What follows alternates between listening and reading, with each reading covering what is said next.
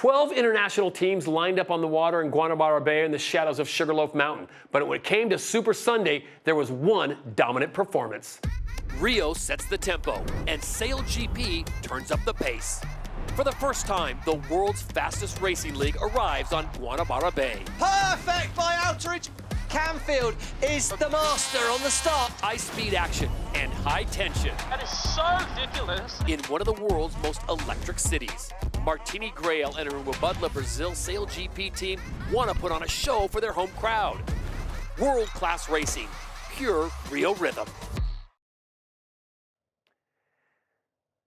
And we welcome you to our recap of the Enel Rio Sail Grand Prix alongside Stevie Morrison, Hannah Diamond, and Pete Burling. I'm Todd Harris. Glad to have you with us as we recap not only the 7 fleet races, but an amazing event final with the top 3 boats. Stevie, your takeaway from the first 7 races, because Saturday was much different than Sunday. Yeah, just how much opportunity there was out there on the racetrack, and how ultimately when it gets that difficult, it's that ability to get back and focus in on the real basics that can make massive difference around the course. Hannah, what'd you think? Well, it's an iconic racecourse, isn't it? Racing just underneath Sugarloaf Mountain, made for a really difficult decision-making racecourse. But I think it was weekend, all the teams are trying to win, but also you need to make sure that on your worst weekend, you're not having an absolute shocker. So for the overall season, I think it's been a really nice shake-up. And for Pete Burling, it was about 10 years ago that he won an Olympic gold medal on these same waters. So what was it like for you beating the booth and now watching everyone else race where you had so much success before? Yeah, it's such a beautiful spot, isn't it, Rio, to sail in, and yeah, just the vista of the landscape. And no, I'm definitely looking forward to getting back there. Obviously didn't manage to make it this year or last year, but yeah, looking forward to it. All right, let's take a deep dive into what we saw in the last couple of days. We'll start things off with Saturday, and we had 4 fleet races to get things going. And what made Saturday so interesting, Stevie, were the conditions were tricky, but we had 4 different winners in 4 races. Yeah, I mean, it was incredibly tough out there on the water, wasn't it? And it was so easy to sort of find that little bit of extra breeze or a good wind shift and overtake a lot of boats. But it was also so easy to make a slight error in how you sailed the boat and then make a big difference. And I sort of said to Hannah, you know, it's so easy for us to think these boats, they should be able to sail them easily, but it's not the case, is it? No, not at all. And I think on the days where it looks easy to sail the boat, we find it hard sometimes to look at the details of what's actually going on. And going from the changing crew numbers from 4 on Saturday to 5 on Sunday, that's a difference in the configuration, and the configuration of the equipment on board also is different. So you've got to be able to adapt to those different things and be competitive across the weekend in different conditions. Keith, I think you said multiple times on Saturday, very tricky race course was the word you used a lot. Yeah, well, I mean, both days were tricky, to be honest, but obviously quite different. Yeah, the breeze a lot further right on that Saturday, a lot lighter, 4-up configuration, big elevators, and then I think the breeze was actually a fair bit more than forecast today, so they're probably a little bit caught out with that 27.5 metre wing.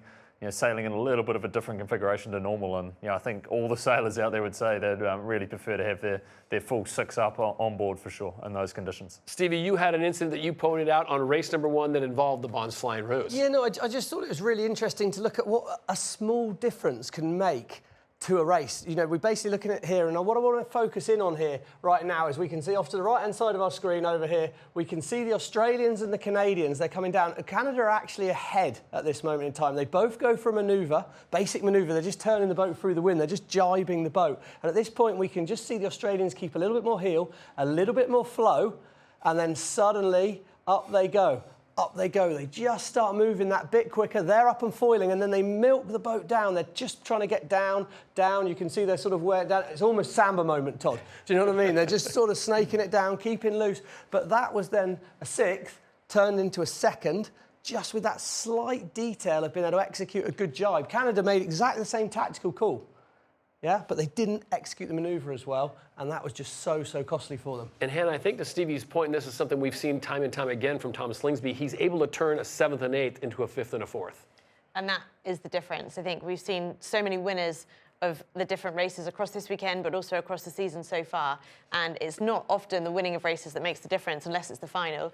It's whether you can turn your 12th, your 10th into a 5th or 6th. And especially when you're looking to try and make that final race, the points are always so tight. We often say you can have one bad race, but you can't have 2. So having that ability to sail through the fleet and execute when it matters, that is the difference. Pete, you know better than anyone that on the day 1, it's all about consistency, because the Bonds Flying Roos didn't win a race, but at the end of day 1, they were in 1st place.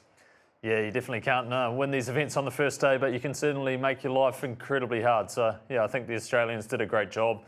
keeping it consistent, keeping it at the right end of the fleet. Getting a nice accumulation on the leaderboard really set them up well into day 2. But yeah, that top 4 I think stayed consistent through the 2 days as well. So I'll stay with you. Did it surprise you then that the form you saw from Tom Slingsby and the Bonds Flying Rose when they came out and did on Sunday? Well, I mean, they've been sailing so well in both Perth and Auckland, and then obviously incredibly tough weekend for them in Sydney, a lot of frustration. And yeah, I think that little altercation with Craig at the end of day 1, although it didn't cost them any points, you know, Germany were going to win that race anyway, I think got them pretty fired up, and you know, that's what we saw into day 2. Hannah, you usually crunch a lot of numbers, and we so appreciate that. It made your life easy on Sunday, though, because it was just Bonds Flying Ruse, Bonds Flying Ruse, Bonds Flying Ruse. All you had to do was figure out 2nd and 3rd, and maybe 4th. Yeah, but there were a lot of other teams in contention to make that final, and the US, you know, almost made it there halfway through that final fleet race. They were looking pretty good. They had 5 boats between themselves and the Spanish, who were the other team they were sort of fighting for that final spot with. But the Spanish, they've won a season before, and it got to a situation where I think you could see everything on board the US team. They just got a little bit tense. If you look back at some of the footage, you can see Taylor kind of lifting his shoulders. In those conditions, you've got to feel like you're relaxed. That's such an easier way to sail the boat. If you get tense on board, everyone can feel that, and those mistakes start to creep in. They just joined into a group of boats. The Spanish were able to split away and take that final spot in the final race. So I can so associate with that when it's just not quite going right and you're just gripping the wheel and just willing it, but of course it's out of your hand. So yeah, it's such a good point that basically, you could feel the tension of the moment there. All right, let's go back now and take a look at the final and talk about that, because it came down to 3 teams, and once again it was the Bonds Flying Ruse, Artemis, and Los Gallos Spain that made the top 3, Stevie. And this was a great race. Pete talked about it, how you have to reconfigure your thinking going from 12 to just 3. Yeah, I mean, just so much more space, and you just saw just on the turn up by Artemis, the boat heeled a little bit much, and at this level they probably lost 4 or 5 kilometres an hour of speed. All of a sudden, the Australians are fast into Mark 1. And whereas that's not necessarily been everything at this point in the race, it did, again, give them that space. I think it was a good decision, actually, by Nathan there to stay patient, Pete, that early in the race. Yeah, well, I mean, early on, I thought that the Spanish hanging out the back were actually going to look in good shape, but it wasn't quite to be. And then, I mean, looking up the second beat here, Sweden did a great job getting a bit of leverage on the right, actually getting back to the lead. Got to the lead, but they fell off the foils, didn't they, Hannah? Again, it was that little bit opened the door for Bonds Flying Ruse. Yeah, and so many really experienced sailors on board, but maybe that's just kind of the margin where they haven't had that much time sailing together, because that's so important. You can have a whole load of superstars on board, but they're just lacking a bit of time sailing together to get that synchronicity between them. And yeah, it's the win there at the end, wasn't it, Todd? But I thought it was ironic that it was a penalty that Craig gave to Artemis that suddenly made it really easy for the Australians. You made a good point there that Tom Slingsby was going to agree with him for the first time all weekend. And it was the Bonds Flying Ruse that get the win as they take the nice ride to shore. The celebration was on. And shortly after the bubbly was flying, Lisa Darman and catching up with Tom Slingsby and Tosh Bryant. Well, Tom's just checking out his green and gold wheel. He didn't get an Aussie one, but it's close enough, Tom. Yeah, I know. We're just saying it's very similar. So the fields are very similar right now, and we're just so stoked. Our team is amazing, and we showed it today. It was so tough out there. What was the hardest part about? I mean, you made it look easy out in front every time, but what was the hardest part? I know it looks like it was easy, but I can guarantee you it wasn't. As a sailor, racing under a mountain like that is very, very tough. But, I mean, we've just got such a good team and we gel so well, especially when the conditions are hard. And, it all came together today, which is such a sort of satisfying feeling. It was a bit different, obviously, with only 5 people on board, but so much power, Tash. How hard was it to sail, undercooked but overpowered? Yeah, I mean, that was probably one of the hardest things about today is sailing in conditions like that. But it felt like we needed everyone, and I think Sammy did an amazing job on the handles, and it was a bit easier for us out in front, I think. But yeah, awesome day together. What was it like when, you were stuck at that top gate, there was no wind, and you have to will yourself to get on the foil? Yeah, I mean, that top gate really tested our patience, and it's something we've been working on the last few events, and I think we've come out, I guess we're all smiling now, and hopefully we can take some learnings and keep working on what we've been doing. Well, Tom, just to finish off, it's a long season, but how important are these wins just to keep you pushing, motivated, and excited for the season ahead? Yeah, these wins are huge. I mean, they just motivate the team, they motivate everyone around us, and I mean, these are the moments you compete, right? Like, we don't compete to come second, and I say in our team, like, the day I'm happy coming second is the day I'm done, and I'm always hard on us, but it all feels like it's rewarding when we have these days. So, yeah, it's good. This motivates us for the future, and yeah, hopefully we can get on a roll now. Well, the broadcasters just asked me to, you know, your owners, Ryan Reynolds and Hugh Jackman, gave you a bit of stick for being a redhead and gave you a new nickname. How are you feeling about that, proving them wrong today? Yeah, I might be a ginger crumpet, you know what, but if Ginger Crumpet can sail like that today, I'll take it, yeah. He's a good sport, Tom Slingsby. Pete, you know better than anyone else, when this Australian team gets on a roll, gets this kind of momentum from the first 3 seasons of SailGP, they're a dangerous squad to beat. Yeah, definitely a dangerous squad to beat. And yeah, I think that conditions today was right in their sweet spot. You know, easy foiling, tricky, dynamic, plenty going on. So yeah, they definitely put it all together today. You know, I think it was awesome to see Rio finally boat sailing, flying, beautiful landscape, and I'm sure it's going to be a staple on the season calendar going forward. But for me, the British were really the surprise this weekend. You know, everyone else was kind of in about the space you expected them to be, but seeing the British right at the back of the field, real surprise for me. And your takeaway? Yeah, I think probably similar. There's some cracks that are starting to show in some teams, and we were kind of hoping that there would be some teams that would step up in these conditions, make the most of some opportunities of a little bit more wacky racing, maybe North Star Canada, Denmark, who, you know, they're sort of showing promise, but it's just not ending up in the results. So the season is rolling on, and they're just running out of time to make those changes. And Stevie, for you, other than being able to mention Samba multiple times, what's your takeaway from the Brazil event? To their point, I think that, you know, the standard of the fleet is so high now that if you are off your game, you're going to get seriously punished. The other thing I think is we can look at it and think, oh, that's quite chaotic and quite tricky racing. The best still work out how to win. Well, no question about it. All right, let's take a look at the standings. That's 4 events down as we turn our attention now to the next event, which will be event number 5 coming up in Bermuda. But take a look at this. The Bonds Flying Rouge now 7 points clear of Emirates GBR, the defending champions, on 28. Taylor Canfield and the US SailGP team sitting there in 27. Then you've got Los Gallos, the champions from season 4.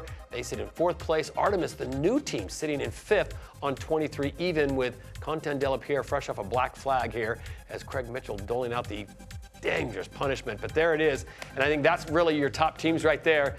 They are looking very good. But coming up next, as we said, it is May 9th and 10th. We are back to the Great Sound. Pete Burling's got some good memories from this area as well. It will be all on at the Apex Bermuda Sail Grand Prix.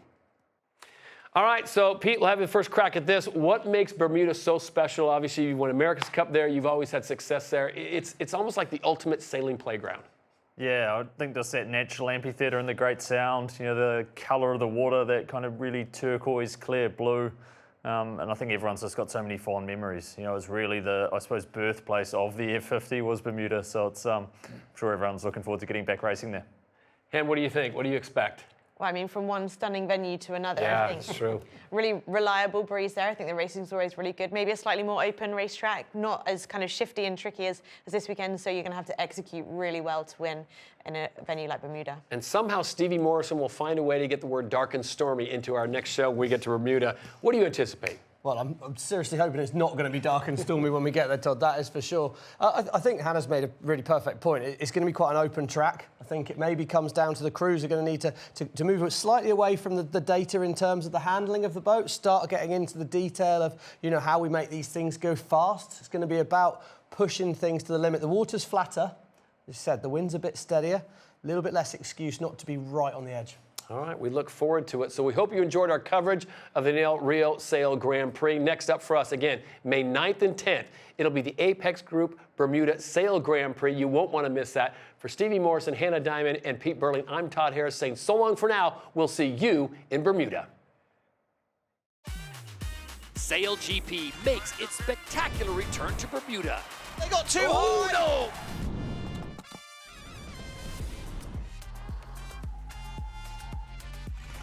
Bringing supercharged racing back to the island's iconic turquoise waters.